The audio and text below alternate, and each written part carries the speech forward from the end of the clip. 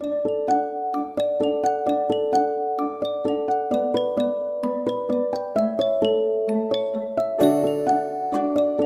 தி Lord. நாள் 259 September 16ஆம் தேதிக்கான வேத பகுதி எசேக்கியேல் 40ஆம் அதிகாரம் முதல் 42ஆம் அதிகாரம் வரை.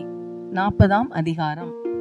நாங்கள் சிறைப்பட்டு போன 25ஆம் வருஷத்தின் ஆரம்பத்தில் 1ஆம் மாதம் 10ஆம் தேதியாகிய அன்றே கர்த்தருடைய கை என்மேல் அமர்ந்தது. அவர் என்னை அவ்விடத்துக்கு கொண்டு போனார். அப்பொழுது நகரம் அழிக்கப்பட்டு 14 வருஷமாயிற்று. தேவ தரிசனங்களில் அவர் என்னை இஸ்ரவேல் தேசத்துக்கு கொண்டு போய் என்னை மகா உயரமான ஒரு மலையின் மேல் நிறுத்தினார். அதன் மேல் தெற்காக ஒரு நகரம் கட்டியிருக்கிறது போல் காணப்பட்டது. அவர் என்னை அங்கே கொண்டு போனார். இதோ அங்கே ஒரு புருஷன் இருந்தார். அவருடைய தோற்றம் வெண்கலமாயிருந்தது. அவர் கையில் சணற்கயிறும் ஒரு அளவுகோலும் இருந்தது. அவர் வாசலிலே நின்றார். அந்த புருஷன் என்னை நோக்கி, மனுபுத்திரனே, நீ கண்ணார பார்த்து காதார கேட்டு நான் உனக்கு காண்பிப்பதெல்லாவற்றின் மேலும் உன் மனதை வை. நான் உனக்கு அவைகளை காண்பிக்கும்படி நீ இங்கே கொண்டு வரப்பட்டாய். நீ காண்பதே எல்லாம் இஸ்ரவேல் வம்சத்தாருக்கு தெரிவி என்றார். இதோ ஆலயத்துக்கு புறம்பே சுற்றிலும் ஒரு மதில் இருந்தது. அந்த புருஷன் கையிலே 6 முழ நீளமான ஒரு அளவுகோல் இருந்தது. ஒவ்வொரு முழமும் நமது கை முழத்திலும் 4 விரற்கடை அதிகமானது. அவர் அந்த மதிலை அளந்தார். அகலம் ஒரு கோலாகவும் உயரம் ஒரு கோலாகவும் இருந்தது.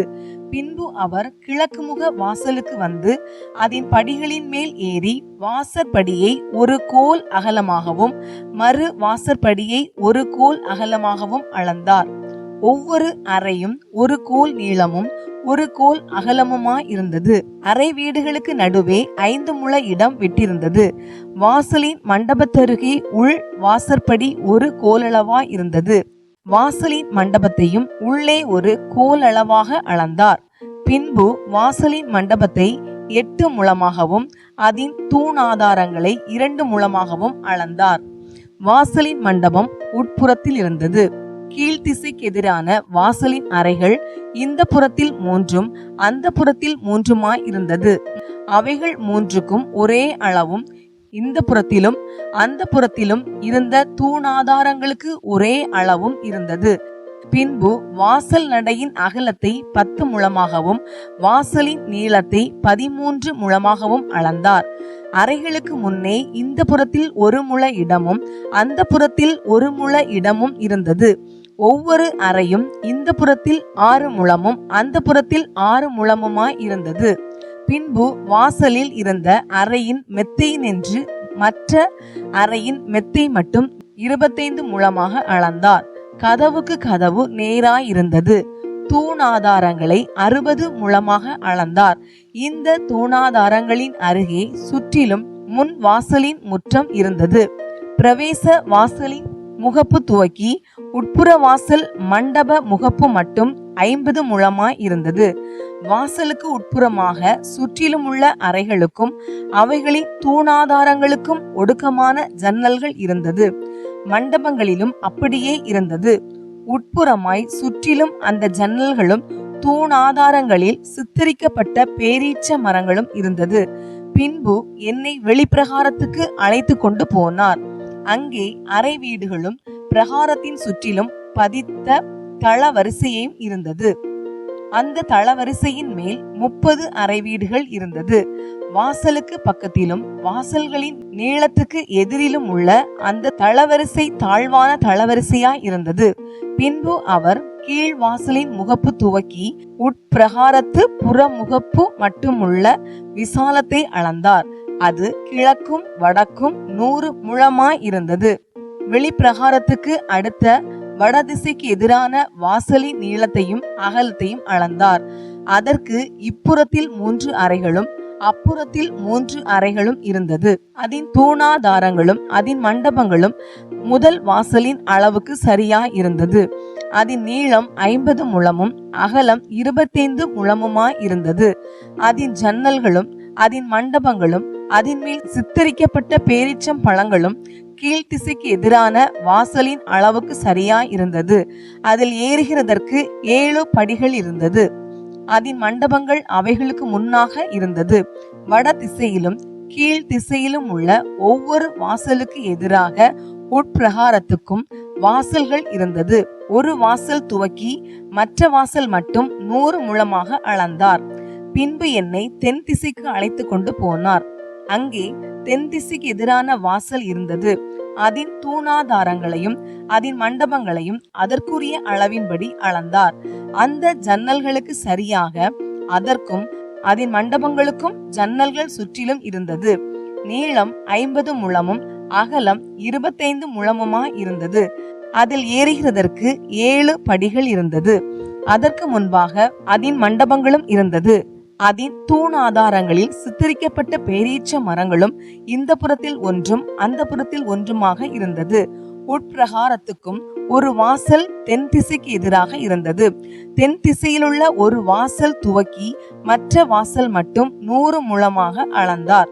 பின்பு அவர் தெற்கு வாசலால் என்னை உட்பிரகாரத்துக்கு அழைத்து கொண்டு போய் அந்த அளவுக்கு சரியாக தெற்கு வாசலையும் அளந்தார்.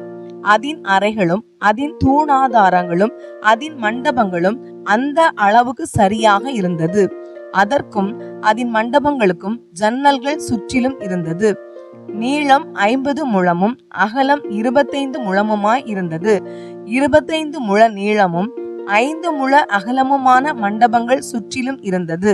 அதன் மண்டபங்கள் வெளிப்பிரகாரத்தில் இருந்தது. அதன் தூணாதாரங்களில் சித்தரிக்கப்பட்ட பேரீச்ச மரங்களும் இருந்தது. அதில் ஏறுகிறதற்கு 8 படிகள் இருந்தது. பின்பு அவர் கீழ்த்திசை வழியாய் என்னை உட்பிரகாரத்துக்கு அழைத்து கொண்டு போய் அந்த அளவுக்கு சரியாக அந்த வாசலையும் அளந்தார். அதன் அறைகளும் அதன் தூணாதாரங்களும் அதன் மண்டபங்களும் அந்த அளவுகளுக்கு சரியாக இருந்தது. அதற்கும் அதன் மண்டபங்களுக்கும் ஜன்னல்கள் சுற்றிலும் இருந்தது. நீளம் 50 முழமும் அகலம் 25 முழமுமாய் இருந்தது. அதன் மண்டபங்கள் வெளிப்பிரகாரத்தில் இருந்தது. அதன் தூணாதாரங்களில் இந்த புறத்திலும் அந்த புறத்திலும் சித்தரிக்கப்பட்ட பேரீச்ச மரங்களும் இருந்தது. அதில் ஏறுகிறதற்கு 8 படிகள் இருந்தது. பின்பு அவர் என்னை வடக்கு வாசலுக்கு அழைத்து கொண்டு போய் அந்த அளவுக்கு சரியாய் அதன் வாசலை அளந்தார். அதன் அறைகளும் அதன் தூணாதாரங்களும் அதன் மண்டபங்களும் அளக்கப்பட்டது. அதை சுற்றி ஜன்னல்களும் இருந்தது. நீளம் 50 முழமும் அகலம் 25 முழமுமாய் இருந்தது. அதன் தூணாதாரங்கள் வெளிப்பிரகாரத்தில் இருந்தது. இந்த புறத்திலும் அந்த புறத்திலும் அதன் தூணாதாரங்களில் பேரீச்ச மரங்களும் சித்தரிக்கப்பட்டிருந்தது. அதில் ஏறுவதற்கு 8 படிகள் இருந்தது. அதன் அறைகளும் அதன் கதவுகளும் வாசல்களின் தூணாதாரங்களுக்கு அருகில் இருந்தது. அங்கே தகன பலிகளை கழுவுவார்கள். வாசலின் மண்டபத்திலே இந்த புறத்தில் 2 பீடங்களும் அந்த புறத்தில் 2 பீடங்களும் இருந்தது. அவைகளின் மேல் தகன பலியையும் பாவ நிவாரண பலியையும் குற்ற நிவாரண பலியையும் செலுத்துவார்கள்.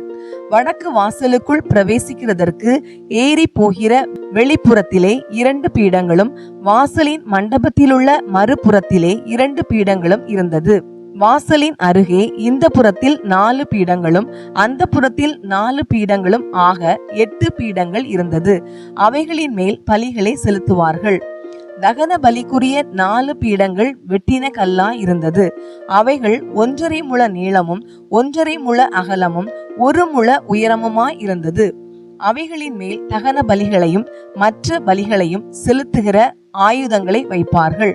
4 விரற்கடையான முளைகள் உள்ளே சுற்றிலும் வரிசையாய் அடிக்கப்பட்டிருந்தது. செலுத்தும் பலிகளின் மாம்சம் பீடங்களின் மேல் வைக்கப்படும். உட்பிரகாரத்திலே உள்வாசலுக்கு புறம்பாக சங்கீதக்காரரின் அறை வீடுகள் இருந்தது. அவைகளில் வடக்கு வாசலின் பக்கமாக இருந்தவைகள் தென் திசைக்கு எதிராகவும் கிழக்கு வாசலின் பக்கமாக இருந்த வேறொரு வரிசை வட திசைக்கு எதிராகவும் இருந்தது. பின்பு அவர் என்னை நோக்கி, தென் திசைக்கு எதிராயிருக்கிற இந்த அறை ஆலய காவலை காக்கிற ஆசாரியர்களுடையது. வட திசைக்கு எதிராயிருக்கிற அறையோ பலிபீடத்தின் காவலை காக்கிற ஆசாரியர்களுடையது. இவர்கள் லேவியின் புத்திரரில் கர்த்தருக்கு ஆராதனை செய்கிறதற்காக அவரிடத்தில் சேருகிற சாதோக்கின் புத்திரர் என்றார். அவர் பிரகாரத்தை 100 முழ நீளமாகவும் 100 முழ அகலமாகவும் அளந்தார். அது சதுரமாய் இருந்தது. பலிபீடமோ ஆலயத்துக்கு முன்பாக இருந்தது. பின்பு அவர் என்னை ஆலய மண்டபத்துக்கு அழைத்து கொண்டு போய் மண்டபத்தின் தூணாதாரத்தை இந்த புறத்தில் 5 முழமும் அந்த புறத்தில் 5 முழமுமாக அளந்தார். வாசலின் அகலம் இந்த புறம் 3 முழமும் அந்த புறம் 3 முழமுமாய் இருந்தது. மண்டபத்தின் நீளம் 20 முழமும் அகலம் 11 முழமுமாய் இருந்தது. அதற்கு ஏறி போகிற படிகளும் இருந்தது. தூண் ஆதாரங்களிலே இந்த புறத்தில் ஒரு தூணும் அந்த புறத்தில் ஒரு தூணும் இருந்தது. 41ஆம் அதிகாரம். பின்பு அவர் என்னை தேவாலயத்திற்கு அழைத்து கொண்டு போய் தூணாதாரங்களை இந்த புறத்தில் 6 முழ அகலமும் அந்த புறத்தில் 6 முழ அகலமுமாக அளந்தார். அது வாசஸ்தலத்தின் அகல அளவாம். வாசல் நடையின் அகலம் 10 முழமும் வாசல் நடையின் பக்கங்கள் இந்த புறத்தில் 5 முழமும் அந்த புறத்தில் 5 முழமுமாய் இருந்தது. அதன் நீளத்தை 40 முழமும் அகலத்தை 20 முழமுமாக அளந்தார். பின்பு அவர் உள்ளே போய் வாசல் நடையின் தூணாதாரங்களை 2 முழமாகவும் வாசல் நடையை 6 முழமாகவும் வாசல் நடையின் அகலத்தை 7 முழமாகவும் அளந்தார். பின்பு அவர் தேவாலயத்தின் முன்புறத்திலே அதன் நீளத்தை 20 முழமாகவும் அதன் அகலத்தை 20 முழமாகவும் அளந்து என்னை நோக்கி, இது மகா பரிசுத்த ஸ்தலம் என்றார். பின்பு அவர் ஆலயத்தின் சுவரை 6 முழமாகவும் ஆலயத்தை சுற்றிலும் இருந்த சுற்று கட்டினுடைய அகலத்தை 4 முழமாகவும் அளந்தார். இந்த சுற்று கட்டுகள் பக்க கட்டின் மேல் பக்க கட்டான வரிசைகளாய் 33 இருந்தது. அவைகள் ஆலயத்தின் சுவருக்குள் ஊன்றி இராமல் சுற்று கட்டுகளுக்காக சுற்றிலும் அவைகள் ஊன்றும்படிக்கு ஆலயத்துக்கு அடுத்திருந்த ஒட்டு சுவரிலே பாய்ந்திருந்தது. உயர உயர சுற்றிலும் சுற்று கட்டுகளுக்கு அகலம் அதிகமாயிருந்தது. ஆலயத்தை சுற்றிலும் உயர உயர ஆலயத்தை சுற்றி சுற்றி அகலம் வர வர அதிகமாயிருந்தது. ஆதலால் இவ்விதமாய் கீழ்நிலையிலிருந்து நடுநிலை வழியாய் மேல்நிலைக்கு ஏறும் வழி இருந்தது. மாளிகைக்கு சுற்றிலும் இருந்த உயரத்தையும் பார்த்தேன். சுற்றுக்கட்டுகளின் அஸ்திபாரங்கள் 6 பெரிய முழங்கொண்ட ஒரு முழக்கோலின் உயரமாய் இருந்தது. புறம்பே சுற்றுக்கட்டுக்கு இருந்த சுவரின் அகலம் 5 முழமாய் இருந்தது. ஆலயத்துக்கு இருக்கும் சுற்றுக்கட்டுகளின் மாளிகையிலே வெறுமையாய் விட்டிருந்த இடங்களும் அப்படியே இருந்தது. ஆலயத்தை சுற்றிலும் அறை வீடுகளுக்கு நடுவாக இருந்த விசாலம் 20 முழமாய் இருந்தது. சுற்றுக்கட்டினுடைய வாசல் நடைகள் வெறுமையாய் விட்டிருந்த இடங்களிலிருந்து ஒரு வாசல் நடை வடக்கேயும் ஒரு வாசல் நடை தெற்கேயும் இருந்தது.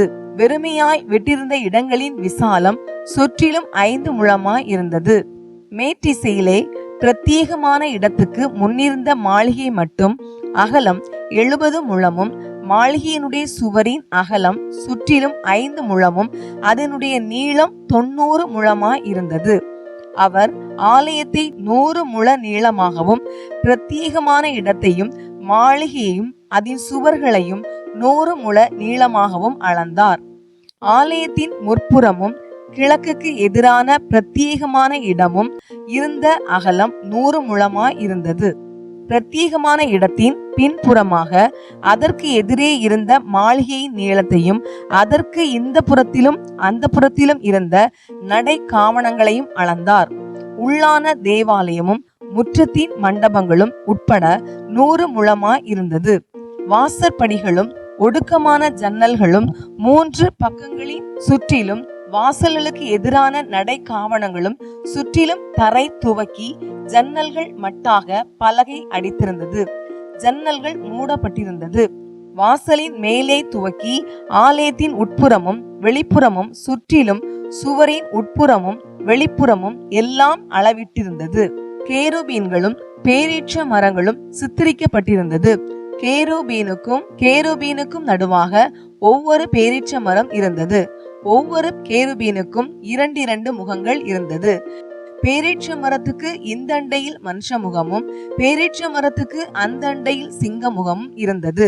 இப்படியே ஆலயத்தை சுற்றிலும் செய்திருந்தது.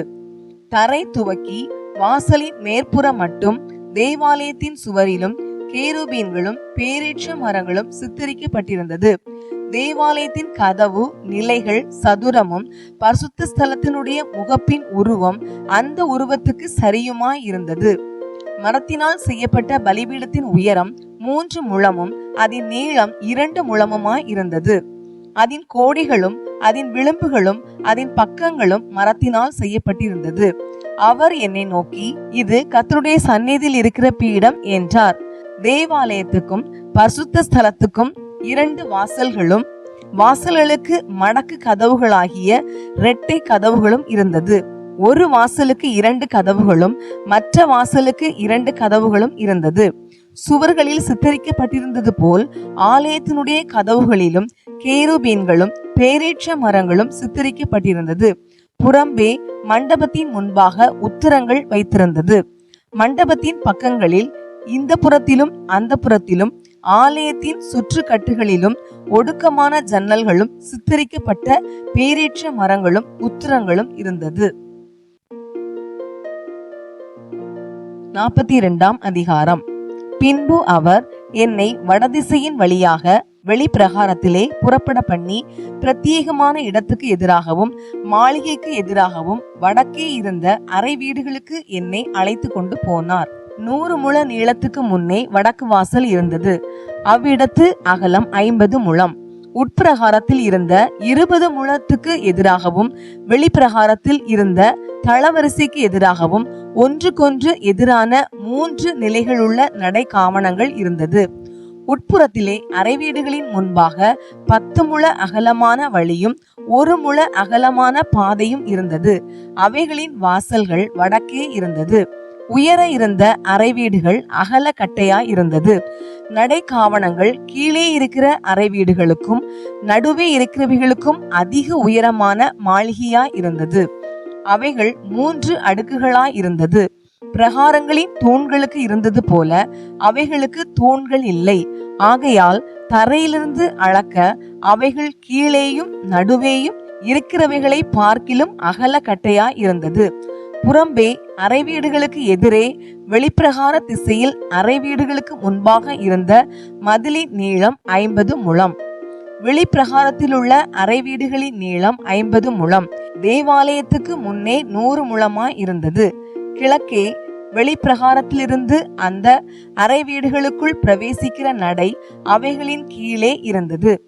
கீழ்த்திசையான பிரகாரத்து மதிலின் அகலத்திலே பிரத்யேகமான இடத்துக்கு முன்பாகவும் மாளிகைக்கு முன்பாகவும் அறைவீடுகளும் இருந்தது.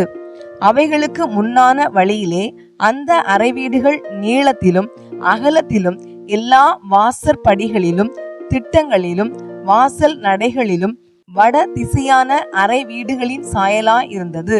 தென் திசையான அறை வீடுகளின் வாசல் நடைக்கு ஒப்பாக ஒரு வாசல் நடை வழியின் முகப்பில் இருந்தது. கீழ்த்திசையில் அவைகளுக்கு பிரவேசிக்கும் இடத்திலே செம்மையான மதிலின் எதிரே இருந்த வழியின் முகப்பில் ஒரு வாசல் இருந்தது. அவர் என்னை நோக்கி, பிரத்யேகமான இடத்துக்கு முன் இருக்கிற வடபுறமான அறை வீடுகளும் தென்புறமான அறை வீடுகளும் பரிசுத்த அறை வீடுகளா இருக்கிறது. கர்த்தரிடத்தில் சேருகிற ஆசாரியர் அங்கே மகா பசுத்தமானதையும் போஜன பலியையும் பாவ நிவாரண பலியையும் குற்ற நிவாரண பலியையும் வைப்பார்கள். அந்த ஸ்தலம் பரிசுத்தமாய் இருக்கிறது. ஆசாரியர் உட்பிரவேசிக்கும் போது அவர்கள் பரிசுத்த ஸ்தலத்திலிருந்து வெளிப்பிரகாரத்துக்கு வராததற்கு முன்னே அங்கே தாங்கள் ஆராதனை செய்து உடுத்தியிருந்த வஸ்திரங்களை கழற்றி வைப்பார்கள். அவ்வஸ்திரங்கள் பரிசுத்தமானவைகள். வேறே வஸ்திரங்களை உடுத்தி கொண்டு ஜனத்தின் பிரகாரத்திலே போவார்கள் என்றார். அவர் உள் வீட்டை அளந்து தீர்ந்த பின்பு கீழ்த்திசைக்கு எதிரான வாசல் வழியாய் என்னை வெளியே அழைத்து கொண்டு போய் அதை சுற்றிலும் அளந்தார். கீழ்த்திசை பக்கத்தை அளவுகோலால் அளந்தார். அது அளவுகோலின் படியே சுற்றிலும் 500 கோலாய் இருந்தது. வடதிசை பக்கத்தை அளவுகோலால் சுற்றிலும் 500 கோலாய் அளந்தார்.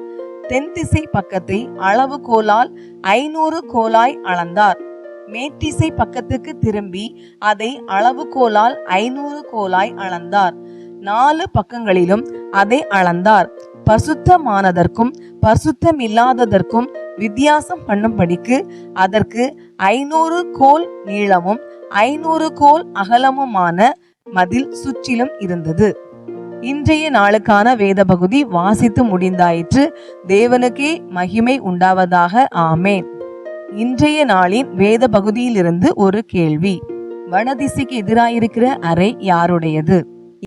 இன்றைய நாளுக்கான வாக்குத்தத்தம் உபாகமம் 28ஆம் அதிகாரம் 7ஆம் வசனம்.